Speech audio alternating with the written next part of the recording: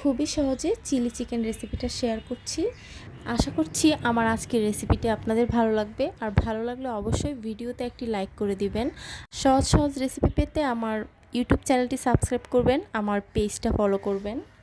আর রেসিপিটা করার জন্য আমি এখানে হাড় ছাড়া মুরগির মাংস নিয়েছি। মাংসগুলোকে একটু কিউব কিউব করে পাতলা করে মোটামুটি কেটে নিয়েছি। এরপর ভালো করে ধুয়ে পানিটা ঝরিয়ে নিয়েছি।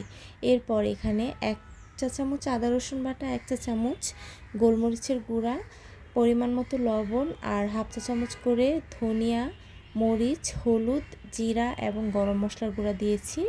আর 1 টেবিল চামচ সয়া সস, 1 চা চামচ লেবুর রস দিয়ে এটাকে ভালো করে মেখে 1 ঘন্টার জন্য রেস্টে রেখে দিব।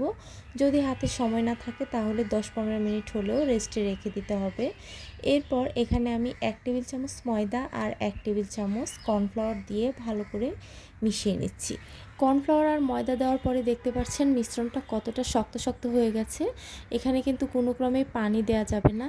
আর এখানে দিতে হবে হচ্ছে ডিম। আর একটা ডিম আমি ভালো করে ফেটিয়ে তারপরে এখানে দিয়ে সামান্য একটু ফুড কালার আর সামান্য একটু চিনি দিয়ে ভালোভাবে মিশিয়ে নিয়েছি। এবার চুলায় আগে থেকে তেল গরম করে তারপরে একটা একটা করে চিকেনের পিস এভাবে দিয়ে দিতে হবে। আর যখন একটু শক্ত হবে তখন চিকেনগুলোকে এরকম নেড়ে ছেড়ে উল্টে পাল্টে ভেজে নিতে হবে। খুব বেশি মচমচে করে কিন্তু ভাজা যাবে না, তাহলে চিকেনের ভিতরের পানিটা শুকিয়ে যাবে আর চিকেনটা খেতে এতটা ভালো লাগবে না। এবার চিকেন ভাজার তেলটা উঠিয়ে নিয়েছি, আর এখানে আমি ফ্রেশ তেল দিয়ে দিচ্ছি 1 টেবিল চামচের মতো।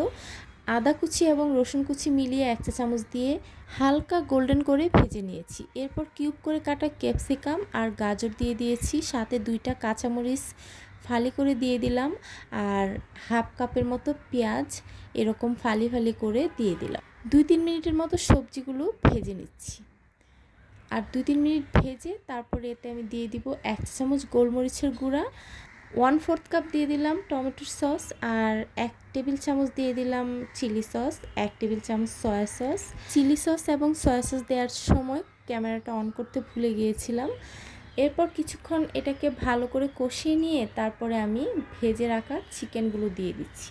একটা চিকেন ভেঙে দেখাচ্ছি, এটা কিন্তু ভাজার সময় সিদ্ধ হয়ে গেছে। এবার চিকেনগুলো কিছুক্ষণ এভাবেই ভেজে নিব।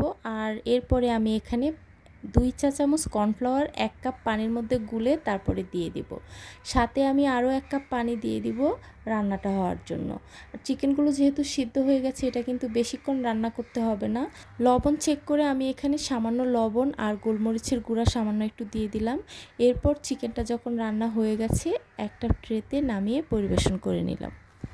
আজকে এ পর্যন্তই, দেখা হবে নতুন রেসিপি নিয়ে ইনশাল্লাহ। সবাই ভালো থাকবেন। আল্লাহ হাফেজ।